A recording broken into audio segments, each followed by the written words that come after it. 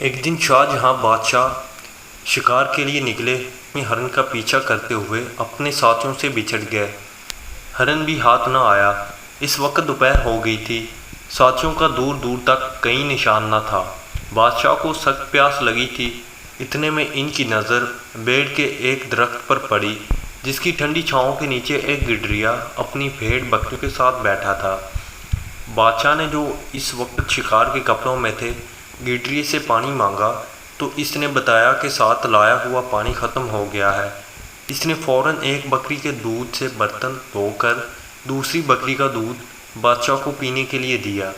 شاہ جہاں کو گڈریے کی یہ بات بہت پسند آئی اور اس نے گڈریے سے کاغذ مانگا۔ جنگل میں بھلا اس وقت گڈریے کے پاس کاغذ کہاں؟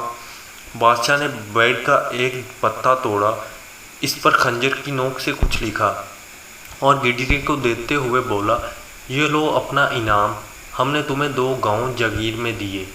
جمعہ کو یہ پتا لے کر جامع مسجد دہلی آ کر ہم سے مل لینا۔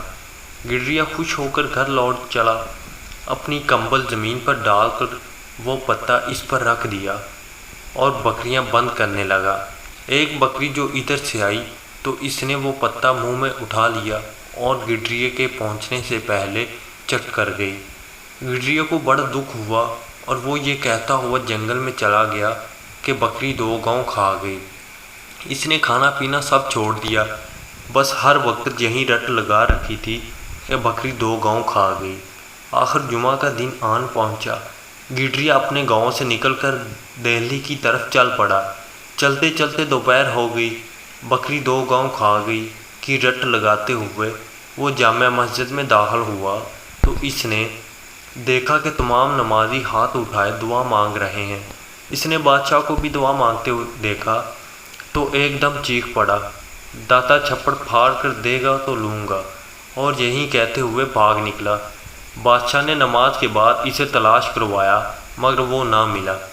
جنگل میں پہنچتے پہنچتے گڈریے کو شام ہو گئی اور وہ وہیں ایک بڑے پرانے درخت کے اوپر چڑھ کر بیٹھ گیا۔ رات کو کچھ ڈاکو وہاں آئے اور گاؤں میں ڈاکہ ڈالنے کی باتیں کرنے لگے۔ گڈریے نے انہیں ٹوکا اور بولا، چوری کرنا بری بات ہے اور یہ گاؤں بھی تو غریب ہے، تمہیں پیسہ ہی چاہیے تو اس درخت کے نیچے کھودو، میں نے اپنے بڑوں سے سنا ہے کہ یہاں پرانا خزانہ دفن ہے۔ یہ کہہ کر وہ گاؤں کی طرف داتا چھپڑ پھاڑ کر دے گا تو لوں گا کی رٹ لگاتا ہوا چلا گیا۔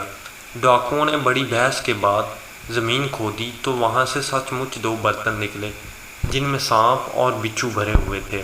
دیکھ کر ڈاکوؤں کو بہت غصہ آیا اور وہ برتن اٹھا کر گاؤں کی طرف چل پڑے۔